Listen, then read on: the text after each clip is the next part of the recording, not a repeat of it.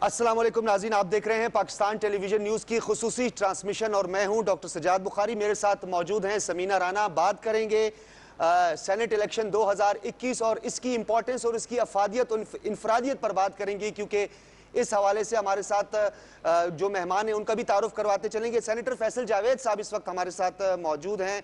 बहुत शुक्रिया सेनेटर साहब। जारी रखेंगे इस कौम के लिए, इस गरीब कौम के लिए, गरीब आवाम के लिए। इमरान खान साहब सियासत में आए थे कि करप्शन का इस मुल्क से खात्मा करना है, इस मुल्क से गुर्बत का खात्मा करना है, और इंशाल्लाह इमरान खान अपने मिशन पर गामजन रहेंगे। अल्लाह ताला उनके शामिल हाल रहेगा।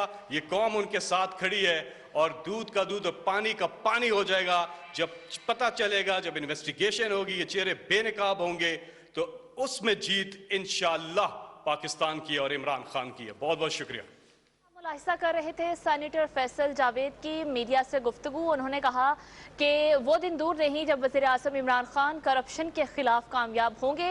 जो महाज वज़ीर आज़म इमरान खान ने लड़ा है उस पर वो ज़रूर कामयाब होंगे। उन्होंने कहा कि माजी में किसी सियासी जमात की जानिब से इस हवाले से बात नहीं की गई कि सेनेट इंतखाबात की शफाफियत के लिए क्या इकदाम करने ज़रूरी हैं, और इकदाम से हट कर डॉक्टर साहब हमने देखा कि बाकायदा कोशिशें की गई और उन कोशिशों का नतीजा बहुत हद तक सामने ये आया कि हमने देखा कि अदालत उस्मा की जानिब से एक वाज़ेह राय आ गई। जो इबहम पाया जा रहा था उसको दूर किया गया और जिम्मेदारी दी गई इलेक्शन कमीशन को कि इलेक्शन कमीशन सेनेट इंतखाबात में शफाफियत को मुमकिन बनाने के लिए तमाम वसाइल बरूएकार लाए। तो सेनेट इलेक्शन के हवाले से पाकिस्तान टेलीविजन न्यूज़ की खुसूसी ट्रांसमिशन का सिलसिला जारी है, जिसमें बड़े बड़े नतीजे आना शुरू हो गए हैं। कुछ देर पहले एक बड़ा नतीजा कौमी असम्बली से जो एक्सपेक्ट किया जा रहा था, जिस पर बड़ी नजरें थी डॉक्टर साहब यूसुफ रजा गिलानी और डॉक्टर हफीज शेख साहब, जिसमें यूसुफ रजा गिलानी और बड़ा कांटेदार मुकाबला था। ये बड़ा कांटेदार मुकाबला कामयाबी हासिल की। अच्छा समीना, इसमें एक बात बड़ी अहम है। सबसे पहले जो नताइज आना शुरू हुए वो बलूचिस्तान से आना शुरू हुए और उसकी एक बहुत बड़ी वजह यह थी कि वहां पे अरकान असम्बली की तादाद बहुत कम है और इसी हवाले से कैलकुलेशन भी होती है और सबसे कम जो MPAs हैं वो अपना हक इरादा इस्तेमाल करते हैं एक सेनेटर के चुनाव में। इसलिए फौरी तौर पर जो है वो अगर पहला गैर सरकारी और गैर हतमी नतीजे की भी बात करें तो वो बलूचिस्तान से आया। कुछ तफसीलात भी आपके सामने रखेंगे। बलूचिस्तान से आज़ाद उम्मीदवार अब्दुल कादिर कामयाब हुए और बलूचिस्तान में इस हवाले से आपने देखा कि काफ़ी हद तक हम जिस जमहूरियत के हुस्न की बात करते हैं, आइन और कानून की बालादस्ती की बात करते हैं, बलूचिस्तान में वो दिखाई दी। और जब पाकिस्तान तहरीक इंसाफ के लोगों ने और वहाँ के जो लोग हैं उन्होंने जब अब्दुल कादिर पर जो है वो एहतजाज किया तो फौरी तौर पर पाकिस्तान तहरीक इंसाफ ने उनको PTI का वोट नहीं दिया और वो आज़ाद हैसियत से खड़े हुए। लेकिन दूसरी जानिब उनको बाकायदा तौर पर हिमायत हासिल थी बलूचिस्तान अवामी पार्टी की भी। जैसा कि समीना ने आपको बताया, इससे हम कह सकते हैं कि कांटेदार मुकाबला था साबिक वजीर आज़म यूसुफ रजा गिलानी और वजीर खजाना हफीज शेख के माबैन और सिर्फ 5 वोटों का फर्क, यानी यूसुफ रजा गिलानी 169 वोट्स हासिल कर सके और हफीज शेख ने 164 वोट हासिल किए। इसी हवाले से हम मजीद बात करेंगे। लालचंद माली हमारे साथ मौजूद हैं, मेंबर नेशनल असम्बली। आपका ताल्लुक पाकिस्तान तहरीक इंसाफ से। हम अपडेट करते रहेंगे अपने नाजरीन को भी, लेकिन आपसे ये पूछना चाहेंगे इस अपसेट की क्या वजूहात हो सकती हैं? कुछ वोट जो है वो काउंट नहीं हुए, कुछ उनको रिजेक्ट कर दिया गया। क्या हम ये कहें कि ये वजूहात थी या आप कहते हैं कि वजूहात कुछ और भी थी इसकी? जी देखें, इमरान खान का जो विज़न है जिसके लिए इमरान खान ने मैच डाला हुआ है और हम जो फाइट बैक कर रहे हैं वो है करप्शन के ख़िलाफ़ और इस निज़ाम के ख़िलाफ़ जो निज़ाम जो है करप्ट को और ताकतवर को जो है वो प्रोटेक्ट करता है और बाकी लोग कमज़ोर लोगों को प्रोटेक्ट नहीं करता। आपने देखा ये ना तो गुर आते हैं हार्स ट्रेडिंग के पाकिस्तान तहरीक इंसाफ को, ना उन्होंने कभी की है ना कभी करने का इरादा रखते हैं।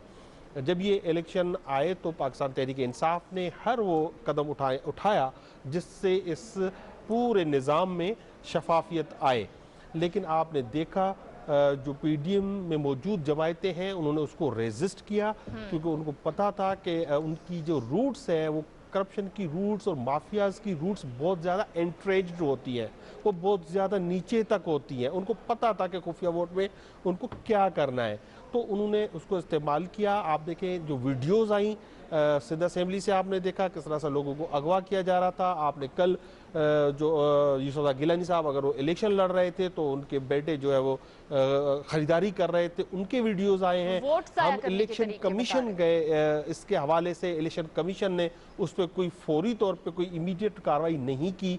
हमारे 7 वोट रिजेक्ट हैं और पाकिस्तान तहरीक इंसाफ ने उन 7 वोट रिजेक्ट वोटों को चैलेंज किया है और यकीनी तौर पे हम चाहेंगे कि इलेक्शन कमीशन ऑफ पाकिस्तान भी अच्छा, आप ये कहना चाहते हैं, आप ये इंदिया दे रहे हैं कि इसको इलेक्शन कमीशन में चैलेंज किए जाने के इम्कानात भी हैं पाकिस्तान तहरीक इंसाफ की जानिब से? जी देखें, पाकिस्तान तहरीक इंसाफ क्योंकि जो वोट रिजेक्ट हुए हैं वो वोट जो रिजेक्ट हुए उनमें एक शहरियार खान आफरीदी साहब, जिसपे प्राइम मिनिस्टर साहब ने बरहमी का भी इजहार किया, नाराजगी का भी इजहार किया।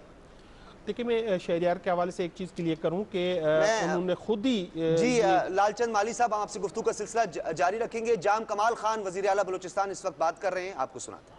पूरे सेनेट के इलेक्शन में हिस्सा लिया और अल्लाह ताला ने बड़ी कामयाबी दी। आप सबको बखूबी याद होगा, कल जब प्रेस कॉन्फ्रेंस हो रही थी, दोस्तों ने यही सवाल किया। मैंने कहा जी, हम अपने नंबर गेम पे जहाँ स्टैंड करते हैं, सवाल ये आया था कि शायद अख्तर मेंगल साहब की पार्टी ने कहा था कि एक बहुत बड़ा धचका कोलिशन को लगेगा और वो याद रखेंगे, और मैंने कहा जी इंशाल्लाह वक्त कल का प्रूफ करेगा।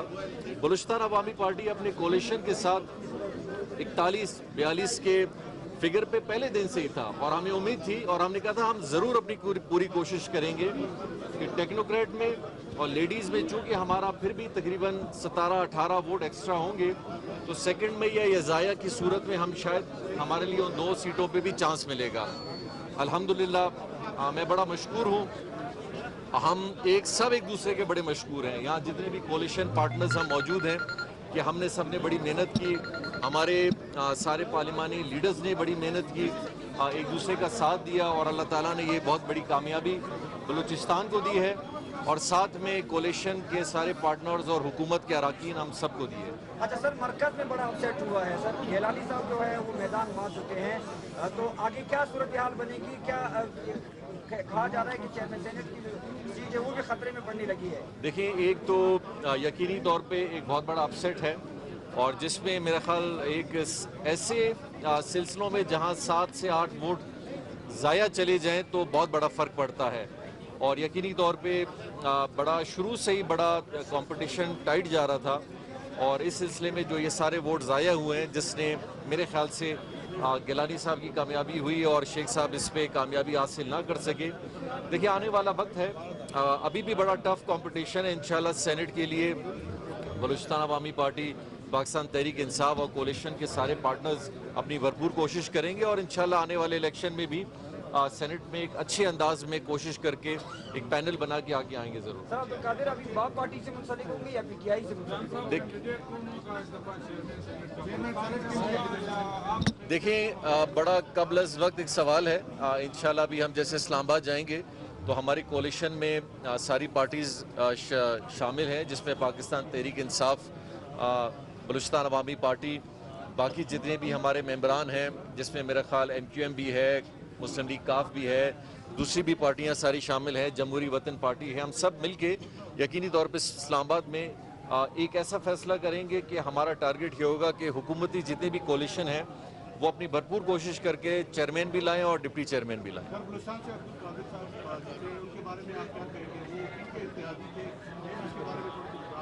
देखिए, मैं आपको ये बिल्कुल वाज़ेह करूं, पहले दिन से ही हमने वाज़ेह किया। शुरू में भी बलूचिस्तान अवामी पार्टी और पाकिस्तान तहरीक इंसाफ ने मुश्तरका तौर पे जब ये फैसला किया, उनको PTI का टिकट मिला था, हमारे कैंडिडेट थे, फिर बाद में जिन वजूहात की वजह से वो टिकट वापस लिया गया, लेकिन बलूचिस्तान अवामी पार्टी की तरफ से हमने फिर उनके फॉर्म इंटैक्ट थे और वो फैसला भी पाकिस्तान तहरीक इंसाफ का, बलूचिस्तान अवामी पार्टी का मुश्तरका था और उनको जितने भी पैनल में लोग थे वो सारे कोलिशन के लोगों ने मिल के उनको कामयाब किया है और इस सिलसिले में इंशाल्लाह हमने यही कहा था कि आने वाले वक्त में इसका फैसला भी इंशाल्लाह बलूचिस्तान अवामी पार्टी, पाकिस्तान तहरीक इंसाफ मिल के इसका इंशाल्लाह फैसला करेगी। बहुत बहुत शुक्रिया। जी नाज़रीन, वज़ीर आला बलूचिस्तान जाम कमाल खान इस वक्त मीडिया से बात कर रहे थे, अपनी काविशों का जिक्र कर रहे थे, इत्तेहादियों का शुक्रिया अदा कर रहे थे और बलूचिस्तान की जो डायनामिक्स के हवाले से हम बात करें या अरकान असम्बली की कम तादाद के हवाले से बात करें तो एक तरफ जितनी इंपॉर्टेंस कौमी सतह पर जनरल सीट्स को हासिल थी, इसी तरह बलूचिस्तान की अपनी एक इंपॉर्टेंस थी क्योंकि वहाँ अरकान असम्बली की तादाद कम थी। आपको बताते चलें कि हुकूमती जो इत्तेहाद है बलूचिस्तान अवामी पार्टी का, उसमें अवामी नेशनल पार्टी और BNP अवामी और उसके साथ पाकिस्तान तहरीक इंसाफ और हज़ारा डेमोक्रेटिक पार्टी शामिल थी और जमहूरी वतन पार्टी का एक वोट भी इनके साथ था और ये तादाद बनी 42 और 28 उम्मीदवारान जो हैं वो इस वक्त मैदान में हैं। कुछ हतमी और गैर सरकारी नताइज हमने आपके सामने भी रखे हैं और आपको ये भी बताते चलें कि ये जो इत्तेहाद है, इस इत्तेहाद के साथ साथ अपोजिशन की जानिब से JUI है, BNP यानी बलूचिस्तान नेशनल पार्टी जिसे मैंगल ग्रुप कहते हैं, पश्तूनख्वा मिली अवामी पार्टी और आज़ाद अरकान समेत नवाब असलम खान रैसानी साबिक वज़ीर आला बलूचिस्तान भी इस मुत्तहदा अपोजिशन के कैंप में थे। अब हमने देखना है कि आगे क्या होने जा रहा है। बलूचिस्तान अवामी पार्टी ने अपनी कामयाबी का ऐलान भी कर दिया है समीना। बिल्कुल जी, और उन्होंने ये भी कहा है कि इत्तेहादियों के भी बड़े मशकूर हैं और आइंदा इलेक्शन के हवाले से उन्होंने कहा कि इस्लाहात के हवाले से जो बात हो रही है उसमें भी हम भरपूर ताउन की कोशिश करेंगे।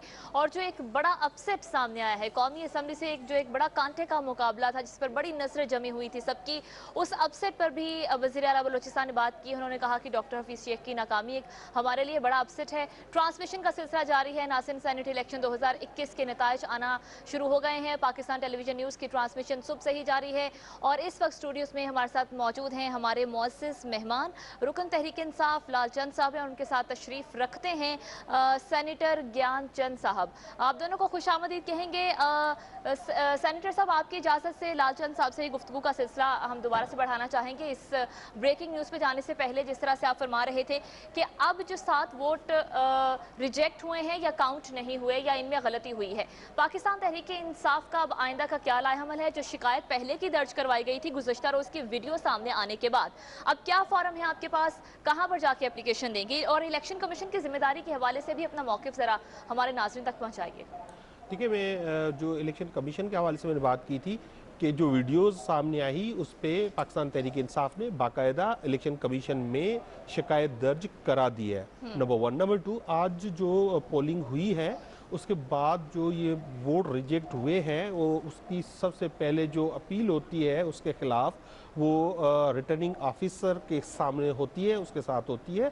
वो हमारे पोलिंग एजेंट जो थे ज़ैन हुसैन शाह कुरैशी, उन्होंने वो एतराज़ दाखिल कर दिया है जिस पे उन्होंने कहा है कि हम इस एतराज़ पे 3 दिन में फ़ैसला करेंगे। तो उसको 3 दिन लगेंगे जिसके बाद उस पर फैसला होगा कि वो किस तरफ जाता है या नहीं जाता। मैं एक बात इसे यहाँ पे फिर वाज़ा करता चलूँ कि पाकिस्तान तहरीक इंसाफ शफाफियत पे यकीन रखती है और ये जो लोग समझते हैं, जो हम अपोजिशन के लोग जो समझते हैं कि उन्होंने कोई ये एक गेम थी, ये कोई पूरा मैच नहीं था, पूरा मैच बाकी है। पाकिस्तान तहरीक इंसाफ उसी तरह से ये मैच लड़ेगी जिस तरह 92 का वर्ल्ड कप लड़ी थी, जिस तरह वर्ल्ड कप में ये बताया जा रहा था कि पाकिस्तान वर्ल्ड कप नहीं जीतेगा, लेकिन वो वर्ल्ड कप इमरान खान ने जीता था। ये जंग हमारी नहीं है, ये पाकिस्तान तहरीक इंसाफ की नहीं है, ये पाकिस्तान की अवाम की है। ये पाकिस्तान की अवाम है जो चाहती है करप्शन ख़त्म हो, इस मुल्क में ट्रांसपेरेंसी आए, ये मुल्क तरक्की करे और मैं नहीं समझता पाकिस्तान की कौम कभी हारेगी, वो यकीनी तौर पर जीतेगी। सही। सेनेटर ज्ञान चंद साहब, जिस तरह लालचंद ने आज जमहूरियत की फतह करार दिया, आइन और कानून की बालादस्ती का जिक्र भी किया, ऐवान बाला अपर हाउस, इसकी बड़ी इंपॉर्टेंस है कानून साजी की। अगर हम बात करें तो 71 में जब आवाज़ें उठना शुरू हुई फेडरेशंस की जानिब से तो बाकायदा तौर पर आगाज़ हुआ और सेनेट के जो चेयरमैन हैं उनका इंतखाब हुआ। और सबसे पहले इसी हवाले से हम आपको नाज़रीन को भी ये बताते चलें कि कौमी सतह पर जब सूबों की जानिब से आवाज़ें उठना शुरू हुई तो पहला चेयरमैन मुंतखब हुआ सेनेट का और वो थे हबीबुल्लाह खान। और ये 1973 से 1977 तक 2 मरतबा यानी ये रहे चेयरमैन। और उसके बाद 1977 में फिर मार्शल लॉ के बाद हमने देखा कि 7 साल से ज़ायद का अरसा था और 7 साल और 6 माह के करीब जब सेनेट के इंतखाबात नहीं हुए और सेनेट नुमाइंदगी से महरूम रहा। इसी तरह 1985 से 1988 तक गुलाम इसहाक खान जो थे वो थे सेनेट के चेयरमैन। और इसी तरह सबसे ज़्यादा जिन्होंने हम ये कह सकते हैं तवीलुल मुद्दती और तवीलुल मुद्दत जिन्होंने इस मनसब को संभाले रखा वो थे वसीम सज्जाद, जिन्होंने 1988 से लेकर 1999 तक यानी 10 साल तक वो 4 बार सेनेट के इलेक्शन जो है उसमें वो सेनेट के चेयरमैन रहे, उसमें जीते भी। आपसे सेनेटर ज्ञानचंद साहब बात करेंगे। हम तक इतलात पहुंच रही हैं कि सिंध असम्बली से 7 आपके मजीद जो सेनेटर्स हैं वो भी मुंतखब हुए हैं। तादाद जो है वो आपकी भी बढ़ती जा रही है। आज हम ये नहीं कहेंगे कि किस पार्टी की जीत हुई, किस पार्टी की नाकामी हुई, ये जमहूरियत की फतह हुई, डेमोक्रेसी की फतह हुई, क्योंकि फेडरेशंस और इकाइयों की मजबूती के लिए सेनेट के इंतखाबात की शफाफियत बहुत ज्यादा जरूरी है। हार्स ट्रेडिंग के इल्जाम जरूर लगाए जाते हैं, लेकिन इसके लिए इन्हीं जमहूरी हलकों से लोगों ने उठना है, इन्होंने ही काम करना है और इस हार्स ट्रेडिंग को बंद करना है with the help of election commission of Pakistan. क्या कहेंगे? देखिए, सबसे पहले तो मैं पूरी कौम को मुबारकबाद दूंगा कि आज जमहूरियत की फतह हुई है और PTI-MF ने शिकस्त खाई है, क्योंकि इमरान खान ने जो नैरेटिव बनाया था प्राइम मिनिस्टर बनने से पहले, वो यही बनाया था कि मैं IMF की तरफ जाने से बेहतर समझूंगा कि मैं सुसाइड कर लूं। उन्होंने सुसाइड तो नहीं किया, लेकिन उनके मेंबरान ने जो ट्रेनिंग उनसे ली थी उसके नतीजे में उनको IMF के नुमाइंदे को वोट नहीं दिया। और जो पूरा इनका नैरेटिव बना हुआ था कि ये डाकू हैं, ये चोर हैं, ये पार्लियामेंटेरियन को सियासी लोगों पे जो गंद फेंका जा रहा था, आज उस पार्लियामेंट के मेंबरान ने ये साबित कर दिया। मैं ज्ञान साहब यहाँ एक बात करना चाह रहा हूँ, मैं यहाँ एक बात करना आपसे चाहूंगा। मैंने आपको पहले भी यही बात की कि बिल्कुल इसमें आपकी जीत हुई है, हम इस पे कोई दूसरी राय नहीं है। आज हम पाकिस्तान के फेडरेशन की मजबूती की बात कर रहे हैं, आइन और कानून की बालादस्ती की बात कर रहे हैं, फिर हम उन तनाजात में नहीं पड़ते, क्योंकि हफीज शेख साहब जो थे वो आपके भी वजीर खजाना रह चुके हैं। क्या वो उस वक्त जो थे IMF के नुमाइंदे नहीं थे? तो हम इस बहस में नहीं पढ़ना चाहते। आज के दिन और आज जमहूरियत के हवाले से आप क्या कहेंगे? देखिए, मैं तो ये समझता हूँ कि ये जमहूरियत की फतह हुई है। कॉन्स्टिट्यूशन के मुताबिक जो हमारी पार्लियामेंट के अंदर जो चल रहा था, जो कोर्ट्स में चल रहा था, फिर इलेक्शन कमीशन ने फैसला किया, उसके मुताबिक वोट हुए। सब ने देखा कि ट्रांसपेरेंटली वोट हुए। वो अलग बात है कि हमारे वज़रा साहबान ने भी सही वोट कास्ट नहीं कर सके, उन पर कौन सा प्रेशर था, कैसे हुआ, लेकिन एंड ऑफ द डे ये हुआ कि हमारा जो सिस्टम है, डेमोक्रेसी सिस्टम में वोट की अहमियत होती है, तो वोट को वो अहमियत मिली, बाकायदा वोटिंग हुई और जो अच्छा कैंडिडेट था वो जीत चुका। वो पार्लियामेंट के मेंबरान ने फैसला किया। यूसुफ रज़ा गिलानी साहब वो शख्सियत हैं जो पहले प्राइम मिनिस्टर भी रह चुके हैं, उनकी बड़ी खिदमात भी हैं, लेकिन उनकी तरफ नहीं जाते हैं। सबसे अहम जो बात है वो है कि पार्लियामेंट की सुपरमेसी। तो आज ये साबित हुआ कि पार्लियामेंटेरियन अपने फैसले कर सकते हैं अगर उनको फैसले करने का मौका मिले। तो पार्लियामेंट के अंदर ये हुआ कि जो अच्छा कैंडिडेट लगा उसकी फतह हुई है, उनको वोट मिले हैं। तो हम उम्मीद ये करते हैं कि ये सिस्टम आगे चलेगा। यकीनन ट्रांसपेरेंसी होनी चाहिए, लेकिन पार्लियामेंट के अंदर जो पार्लियामेंट का डायलॉग का प्रोसेस है वो होना चाहिए, वो कमेटीज़ को वो अहमियत मिलनी चाहिए। जो भी नेशनल इश्यूज़ हैं उनसे कतराना नहीं चाहिए, उनको बहस में लाना चाहिए, डायलॉग में लाना चाहिए। अपोजिशन और गवर्नमेंट को एक दूसरे को दुश्मन समझने के बजाय आपस में बैठकर डिस्कशन से आगे निकलना चाहिए। अच्छा ज्ञानचंद साहब, यहाँ पे एक सवाल जरूर उभरता है और पाकिस्तान पीपल्स पार्टी के हवाले से बहुत सारे सवालात हैं। 5 मरतबा आपका चेयरमैन सेनेट मुंतखब हुआ, यानी आपके पास इतनी अपॉर्चुनिटी थी, इतना वक्त था, लेकिन आपने इस हार्स ट्रेडिंग को रोकने के लिए इस ओपन बैलेटिंग में जिस तरीके से गोरख धंधाई कहेंगे हम, पैसों का बेदरेग इस्तेमाल होता रहा, ब्रीफ केस की बातें होती रही, ये ब्रीफ केस बलूचिस्तान भर में जो है इसका चर्चा रहा। 5 मरतबा आप लोगों को ये मौका मिला, इस कानून साजी का आपको मौका मिला, एक कंसेंसस भी हमें नजर आया अपोजिशन के साथ आपका, लेकिन उसके बावजूद भी आप लोगों ने इस हवाले से कानून साजी नहीं की। आने वाले दिनों में आप समझते हैं कि इस हार्स ट्रेडिंग को रोकने के लिए, इस करप्शन को रोकने के लिए जो है आप काम करेंगे? पहली बात तो ये है कि ठीक है, करप्शन के इल्ज़ाम लगते भी रहते हैं, लेकिन पॉलिटिक्स में ये भी है कि किसी मेंबर के इलेक्ट होने के बाद, पार्लियामेंट के मेंबर बनने के बाद, ये तो लाजिम नहीं होता कि हर बात में वो पार्टी पर लाइन को ले ले, ये लाजिम नहीं होता है। अगर सेनेट का जो ट्रांसफरेबल वोट का सिस्टम रखा गया वो इसलिए रखा गया है ताकि आप अपनी ज़मीर के मुताबिक वोट करके, क्योंकि ये सेनेट जो है वो नुमाइंदा है फेडरेटिंग यूनिट्स का, तो उनकी अपनी अहमियत है, तो उसको उजागर करने के लिए ये रखा गया। मैं समझता हूँ कि इंडिविजुअल को जिससे, जैसे उसमें कॉन्स्टिट्यूशन में लिखा हुआ है कि राइट है सवाए प्राइम मिनिस्टर के इलेक्शन या चीफ मिनिस्टर्स के इलेक्शन के, तो अपने ज़मीर के मुताबिक वोट दे, लेकिन लेकिन ये बहस पार्लियामेंट में होनी चाहिए। जो सुप्रीम कोर्ट के फोरम पे हुई वो पार्लियामेंट में बहस होनी चाहिए। कोई ऐसा रास्ता निकलना चाहिए जिससे ये जो इल्जामात, ये जो गंद फेंका जा रहा है हम सियासी लोगों पे, वो ना फेंका जाए। ये सियासतदान, ये पार्लियामेंट के मेंबर जो किसी भी पार्टी से हैं, वो बड़े अहम लोग हैं, बड़े बड़े उनको कदर की निगाह से लोग देखते हैं, इसलिए वो लाखों वोट लेकर आते हैं। तो उस पर इस तरह से कैंपेनिंग करके उन पर इल्जामात लगाना ये भी ठीक नहीं है। काली भेड़ें जहाँ तहाँ होती हैं, सब जो भी जिस इदारे में देखेंगे तो वो सब साफ सुथरे नजर नहीं आएंगे, किसी न कि वहाँ पे भी काली भेड़ें होती हैं। तो जरूरी बात जो ये है कि जो पार्लियामेंट का असल रोल है वो वहाँ पे इश्यूज को डिबेट करे और उनके सॉल्यूशन निकाले, कंसेंसस से लेके आए। आपने देखा होगा 18th अमेंडमेंट जो है हमारे पास वाज़ेह अक्सरियत नहीं थी, उसके बावजूद भी पार्लियामेंट अब जब बैठी, मुख्तलिफ पार्टीज आपस में बैठी, तो 18 अमेंडमेंट भी यूनानिमसली हुई, कमरा कॉन्स्टिट्यूशन भी यूनानिमसली हुआ। अभी भी गवर्नमेंट और अपोजिशन अगर साथ बैठ जाएं तो ये पॉसिबिलिटी है कि और बेहतर कानून साजी की जा सके और अच्छी अच्छी अमेंडमेंट्स लाई जा सके। बिल्कुल आपने ठीक कहा, आपका पॉइंट आ गया। सेनेटर गयान चंद साहब, लालचंद साहब, आपकी जाने मानना चाहूंगी, जिस तरह से सेनेटर साहब फरमा रहे हैं कि अगर अपोजिशन और हुक्मरान जमात मिल बैठे तो बहुत सारे ये जो एतराज़ात हैं, इस्लाहात की बात की जा रही है, जो इल्ज़ामात लगते हैं, जो मसाइल हैं, पेचीदगियाँ हैं, उनका हल निकाला जा सकता है।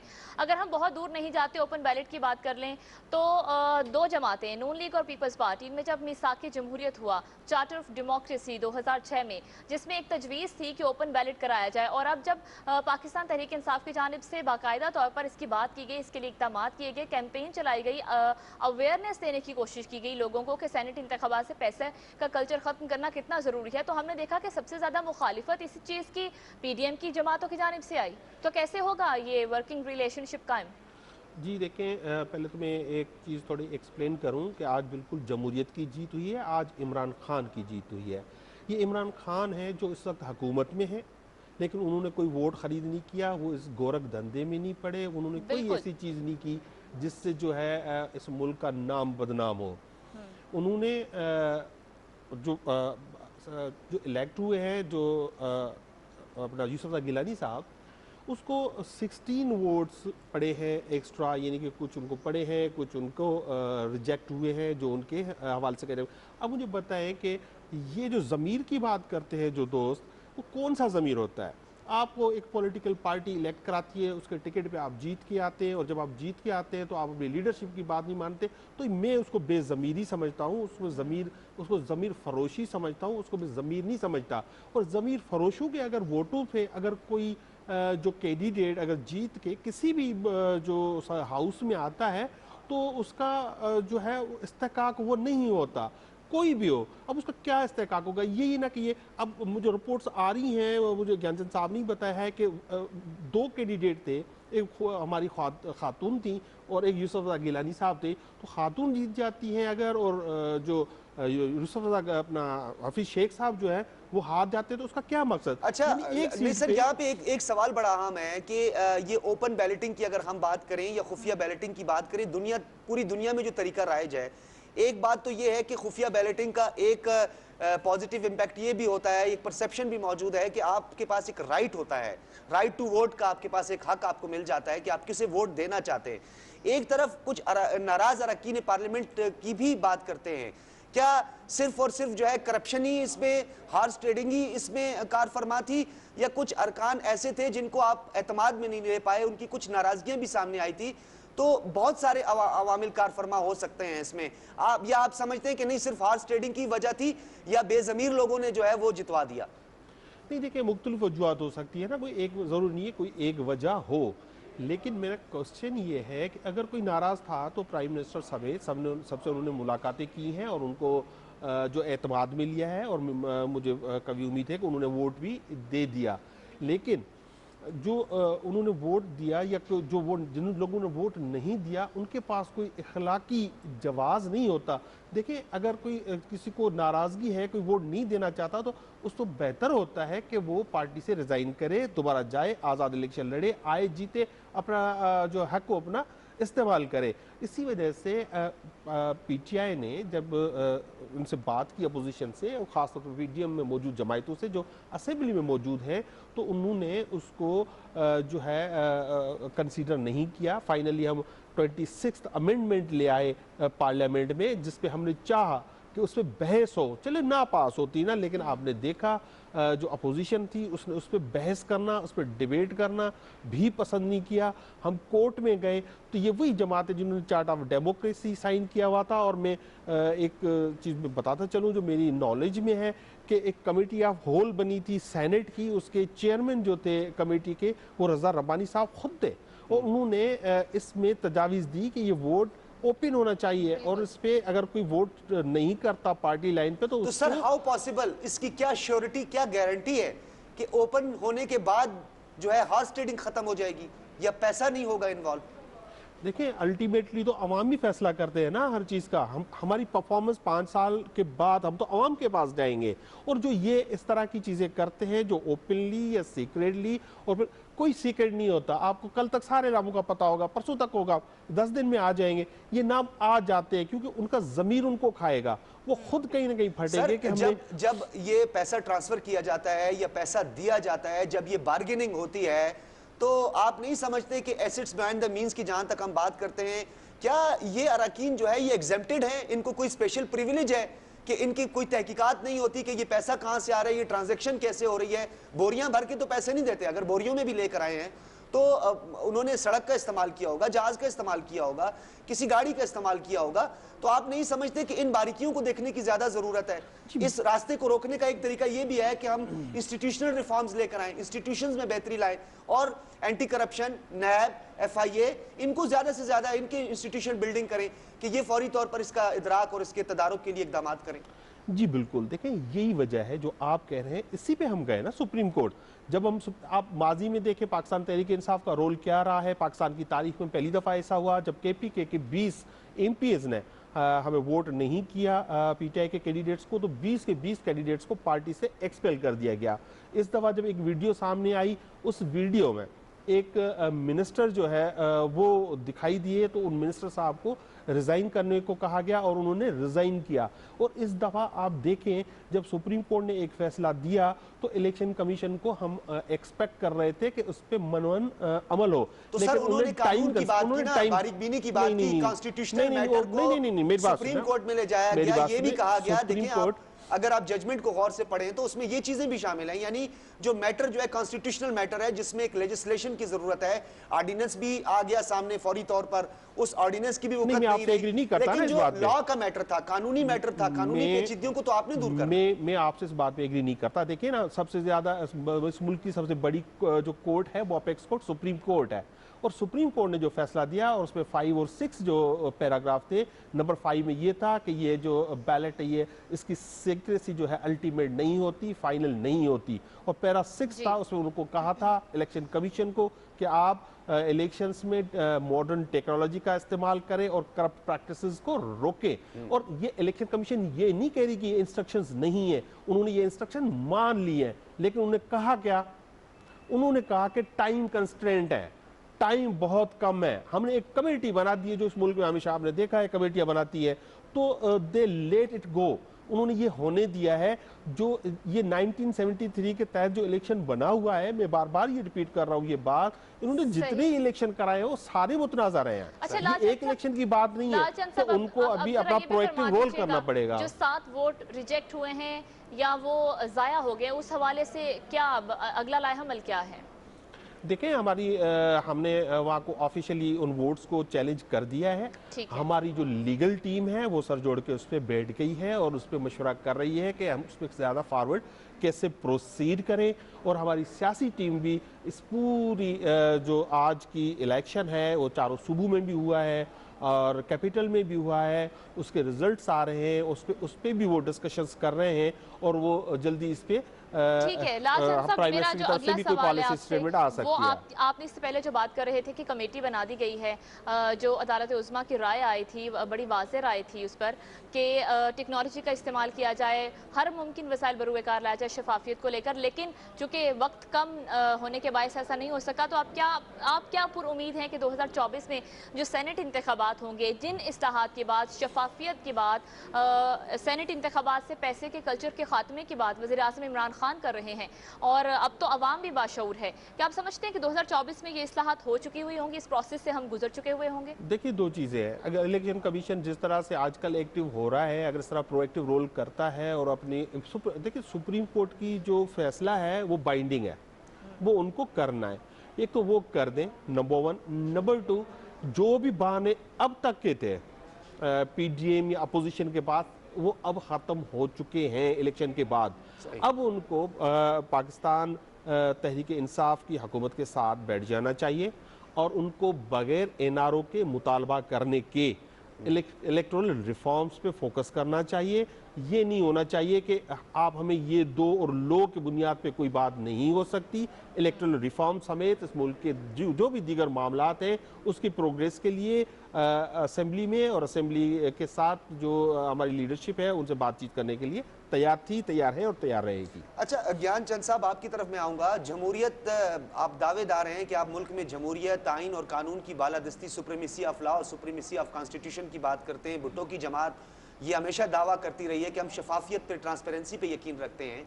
जैसे समीना ने बड़ा एक वैलिड क्वेश्चन आपसे किया और हमारे भाई से किया, लालचंद से, यही मैं आपसे पूछना चाहूँगा। 2024 बड़ा इंपॉर्टेंट साल है क्योंकि फाटा के जो अरकान असम्बली हैं वो भी अपने लोगों का चुनाव करेंगे। बड़ी अहम डेवलपमेंट है क्योंकि फाटा मर्ज हो गया खैबर पख्तूनख्वा में। तो आपको 2024 तक कोई लाया अमल तैयार करना होगा। हुकूमती जो तजावीज़ हैं जिसमें मनी लॉन्ड्रिंग को रोकना, उसके साथ साथ हॉर्स ट्रेडिंग को रोकना, ओपन बैलेटिंग करना, ये आप नहीं समझते कि वक्त की अहम ज़रूरत है? अवाम की भी यही डिमांड है और मेजॉरिटी इस प्रायोरिटी अवाम ये कह रही है कि इस हॉर्स ट्रेडिंग को रोकना चाहिए और ये जो सरमायादाराना सिस्टम है इस सेनेट में, इसका खात्मा हो। देखिए, अगर नीयत ठीक हो तो सब कुछ मुमकिन है। हम लोगों ने सब पार्लियामानी पार्टीज़ को बिठाया, पार्लियामेंट को एतमाद में लिया, तो इसलिए 18th अमेंडमेंट भी हुई, 73 का कॉन्स्टिट्यूशन हुआ। यहाँ पे हुआ क्या है कि जो अमेंडमेंट या लेके आए हमारी गवर्नमेंट लेके आई, उसके पीछे फैसल वावडा को जो डुअल नेशनल का वो भी रिलीफ देना चाह रहे थे। तो अगर आपको सिर्फ ट्रांसपेरेंसी लानी थी तो 2-2.5 साल कोई कम अरसा नहीं था। एक बात यह है कि गवर्नमेंट सिंसियरली बैठ जाए। इमरान खान साहब कंटेनर से उतरकर अपोजिशन के लीडरान को भी पाकिस्तानी समझकर, उस पार्लियामेंट का हिस्सा समझकर उनके साथ बैठ जाएं, डायलॉग करें, तो मामलात आगे बढ़ सकते हैं। दूसरी बात जो हुई कि सिर्फ बेज़मीरी कहा जा रहा है जिन्होंने वोट नहीं दिया। क्या ये क्वेश्चन पार्टीज़ की तरफ से नहीं जाता है कि आप जो जिस मंशूर पे इलेक्शन लड़ते हैं, जिस मंशूर पे हम लोग किसी पार्टी का टिकट लेते हैं, उस मंशूर पे अमल नहीं किया जाता है, यू टर्न ले लिया जाता है, तो पार्टीज़ के उस मंशूर के मुताबिक अगर पार्टी नहीं चलती है तो लोगों को ज़मीर तो की तरफ के मुताबिक फैसला करना उनका राइट बनता है। सो इस डिस्कशन में अगर जाएंगे तो आपको ये भी पता चलेगा कि जो अब्दुल कादर है जिसको पीटीआई करप्ट कह रही थी, जो हमारे अबड़ो साहब सिंध से थे उसको भी पीटीआई के बड़े बड़े अहम लीडरों ने, एक्स चीफ मिनिस्टर जो पीटीआई का अभी भी कहता है, उन्होंने उस पर एतराज़ात किए। इनके सिटिंग एमपीएज हैं, उन्होंने खुलकर एतराज़ात किए हैं। फिर उनको पार्लियामेंट के अंदर पीटा गया, घसीट कर ले जाया गया। इस किस्म की चीज़ें जो हैं वो डेमोक्रेसी के फ़ायदे में नहीं हैं। तो अब इस नतीजे के बाद पीटीआई को, बाकी सब पार्टीज़ को अपने होश के नाखून लेने चाहिए, बैठना चाहिए, इस पार्लियामेंट की इज्जत को बरकरार रखने के लिए बैठना चाहिए ताकि आगे बढ़ा जा सके और ट्रांसपेरेंसी आ सके। देखिए ज्ञानचंद साहब, आप बिल्कुल ठीक बात कर रहे हैं। बलूचिस्तान के हवाले से आपकी पार्टी पे बड़े इल्जामात लगे। आपको याद होगा सिर्फ नवाब असलम रेसानी साहब जो कि जिनका ताल्लुक पाकिस्तान पीपल्स पार्टी से नहीं था, उनको एकदम वजारत आला का मनसब मिल जाता है। फिर बलूचिस्तान के अंदर पाकिस्तान पीपल्स पार्टी के जो ब्रीफ केस हैं वो जुबान ज़द-ए-आम होते हैं, हर शख्स उस बारे में जानता है। तो पाकिस्तान पीपल्स पार्टी जो है वो खुद भी इसमें काफ़ी हद तक मुलविस भी रही है और खुद का कई जगहों पर इसका एतराफ़ भी किया गया है। तो आप नहीं समझते कि ये पैरेलल बहुत सारे मामलात हैं जिनको दूर करने की ज़रूरत है? हम इस चीज़ पे सवाल उठाते हैं कि एक पार्टी का वजूद ही नहीं है, उसको कोई सूबाई असम्बली का रुकन ही नहीं और उसका सेनेटर मुंतखब हो जाता है, तो फिर इसे क्या कहा जाए? इसे जमहूरियत का हुस्न कहा जाए, इसको हक़ रायदही का सही इस्तेमाल कहा जाए, या फिर वही आर्स ट्रेडिंग जो पाकिस्तान तहरीक इंसाफ कहती है? देखिए, मैं इस पे कहूँगा कि अलमिया तो ये है, लेकिन आप 77 से देखेंगे तो पीपल्स पार्टी का ट्रायल ही हुआ है। उस पर करप्शन दर करप्शन के इल्ज़ामात लगते हैं, उस पर गद्दारी के इल्ज़ामात लगते हैं, फिर वो गवर्नमेंट भी में आ जाते हैं, कोई उनको हुब्बुल वतनी का सर्टिफिकेट भी मिल जाता है। असल बात यह है कि डेमोक्रेसी को कंटिन्यूसली चलने नहीं दिया गया है। ये डेमोक्रेसी एक प्रोसेस है, ये एक चीज़ ऐसी नहीं है कि वो उसको एक मंत्र पढ़ा सब कुछ हो जाता है। ये एक प्रोसेस है लोगों का माइंडसेट बनने में। आज हम लोग जब लोगों के पास जाते हैं तो लोग कहते हैं ये काम हमारा करो वरना इलेक्शन आने वाले हैं। तो लोगों की भी एम्पावरमेंट इस हवाले से हुई है। ये mindset sorry to interrupt you senator Gyan Chand साहब, ये माइंडसेट अवाम का किसने सेट किया? देखिए, अवाम को जब वो राइट मिलता है कि वो हर 5 साल के बाद वोट देते हैं तो वो अपने लीडरान को भी देखते हैं। लेकिन जब पॉलिटिकल इंजीनियरिंग होती है, जब इलेक्शन में इंजीनियरिंग होती है तो मामला ख़राब होते हैं। हर इदारा अपनी जगह पे काम करे, ट्रांसपेरेंटली इलेक्शन कमीशन आगे आए तो अच्छे लोग आएंगे। फिर इल्ज़ामात तो नहीं लगेंगे कि भाई वो कहाँ पे क्या कर रहा है। कोई कहता है कि 35 करोड़ 36 करोड़ के लेके आता है, वो इंडिपेंडेंटली जीत जाता है, गवर्नमेंट उनको इल्ज़ामात भी लगाती है और वोट भी दे देती है। सिर्फ आप पीपल्स पार्टी पे इल्ज़ामात लगाएं, नून लीग पे, सब पे इल्ज़ामात लगाएं। हम नहीं कहते कि सब दूध के धुले हुए, लेकिन जो गवर्नमेंट में बैठे हुए हैं, जो सुबह शाम चोर चोर कहते हैं, वो भी पॉलिटिकल लोग हैं, इस पार्लियामेंट की वजह से अपनी सीटों पे बैठे हुए हैं और उन करप्ट लोगों को भी पाल रहे हैं। ये दोहरा मयार जो है ये नहीं चल सकता है। बैठना है पार्लियामेंट के हवाले से बात कर लेते हैं। क्या आप नहीं समझते जो गुज़श्ता रोज की वीडियो सामने आई है जिसमें वोट को जाया करने के तरीके बताए जा रहे थे, उसको किस तरह से आप उसको किस ज़मरे में लेंगे? देखिए, मैं पॉलिटिकली एक वर्कर हूँ। हम आम पोलिंग बूथ पे एजेंट होकर भी बैठे हुए हैं, लोगों को समझाते हैं कि वोट किस तरह से होता है, क्या करेंगे तो वोट खारिज हो जाएगा, ये तो समझाया जाता है ना। ये उसमें कौन सा गुनाह कर रहा है? भाई इस तरह से आप करोगे तो वोट जाया होगा, इस तरह से करोगे तो वोट सही दुरुस्त होगा। इसमें कौन सी चीज़ जो उन्होंने ख़राब करी है? फिर सिर्फ गिलानी साहब का नाम लिया जा रहा है। जो 3 MNAs थे वो किस पार्टी से थे, वो कौन थे, किनको समझाया जा रहा था, वो भी तो जाहिर हो नहीं रहे हैं। तो ये चीज़ें जो हैं सिर्फ और सिर्फ सियासी लोगों को बदनाम करने के लिए हमारी हुकूमत ने पूरी मशीनरी लगाई हुई है, एक बड़ी टीम बना के रखी हुई है तर्जमानों की, जो सुबह शाम कहती है कि वो करप्ट। इदारे क्या फैसला देते हैं नहीं देते हैं उनको ये देखते नहीं है, लेकिन रोजाना शाम को बैठ जाते हैं, पीरियडिकली बैठ जाते हैं कि इल्जामात ही लगाओ। ज्ञानचंद साहब, मैं आपको रोकूंगा। सूबाई वजीर शौकत यूसुफजई इस वक्त मीडिया से बात कर रहे हैं।